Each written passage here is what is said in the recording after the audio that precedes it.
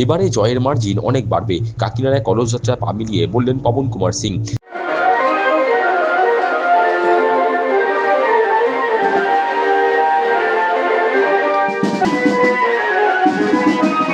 এবারে জয়ের মার্জিন অনেক বাড়বে, বৃহস্পতিবার কাকিনাড়ায় কলস যাত্রায় পা মিলিয়ে এমনটাই বললেন ভাটপাড়ার বিজেপি প্রার্থী পবন কুমার সিং। নবরাত্রির প্রথম দিনে কাকিনাড়া মানিকপীর 16 নম্বর গলির হনুমান পরিষদের শিব মন্দির থেকে আয়োজিত কলস যাত্রায় এদিন হাজির ছিলেন ভাটপাড়ার তরুণ বিজেপি প্রার্থী। কলস যাত্রায় যোগ দিয়ে ভাটপাড়ার বিজেপি প্রার্থী পবন কুমার সিং বলেন, বিরোধী প্রার্থীদের বিষয়ে তিনি কিছুই বলবেন না। 5 বছর মানুষের জন্য কাজ করেছি, তার একমাত্র লক্ষ্য মানুষের সেবা করা। পবনের আশা, গত বছরের জয়ের মার্জিন এবারে তিনি ছাপিয়ে যাবেন। আজকে নবরাত্রি প্রথম দিন আছে, প্রথম দিনের জন্য কলস যাত্রা হচ্ছে। এখানে সবাই যে মহিলা আছে, মহিলা এবার লাইন লাগিয়ে ঘাটে যাবে, ঘাটে গিয়ে ওখান থেকে গঙ্গা জল নিয়ে ফির আসবে। আর এখানে মহাদেব যে মা আছে, মা উপরে ওখানে কলস রাখবে। এখন আপনি তো জানেন আজকে যে নবরাত্রি আছে, এই যে মাসে আছে, সেই 9 দিনে 27 তারিখে রামনবমী হবে, নবরাত্রিও চলছে, ফির সে চৈতি ছট আছে। তো একটা কিছুদিন পরে আপনি দেখবেন হনুমান জয়ন্তী আছে। তো এই খুব ভালো সময় থাকে হিন্দু নববর্ষে বলা যায়।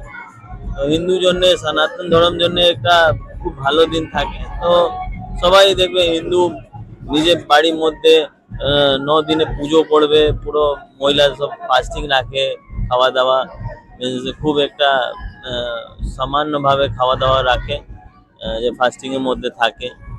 তো এরকম আমার এখানে চলে। আর এখানে নেই, ভারত পুরো ভারত দেশে আপনি এরকম দেখবেন নবরাত্রি। এই নবরাত্রি প্রচুর লোক মিস করে। ইভেন আপনার যে হয়, যে অক্টোবর মাসে যা হয়, ও প্রচুর লোক করে। না, আজকে আমি এই পুজো করার পরে আমি আজকে কিছু করবে না, কেন আজকে তো প্রথম দিন আছে আমার। কাল থেকে আমি বিকালবেলা থেকে স্টার্ট করবে। তিনি জানান, নবরাত্রির প্রথম দিনে দেবী শৈলপুত্রীর আরাধনা করা হয়। এই বিশেষ দিনে উপবাস করলে জীবনে শান্তি, সমৃদ্ধি ও স্থিতিশীলতা পরিপূর্ণ থাকে। বিপক্ষে আমার যে অপোনেন্ট আছে, অপোনেন্টের ব্যাপারে আমার কিছু বলা নেই, কেন আমি শুধু আমার কাজের উপরে আমি আমার ফোকাস রাখে। অপোনেন্ট তো সবসময় থাকবে। আপনি ইলেকশনে যখন দাঁড়াবে, তো সব মিনস অল পার্টি থেকে আপনি দেখবে, সিপিএম ও, কংগ্রেস ও, টিএমসি ও, সবাই অপোনেন্ট আপনার থাকবে। আপনার যা কাজ আছে, আপনি মানুষের পাশে গিয়ে মানুষকে ভালো করে বলুন। প্রচুর লোক জানে, প্রচুর লোক জানে না, যে জানতে পারে না, ও আমার থেকে কোয়েশ্চেন করে, আমি ওকে ভালো করে এক্সপ্লেন করে, ইভেন আমি আমার প্রুভও দেয় কি আমি কি কি করেছে।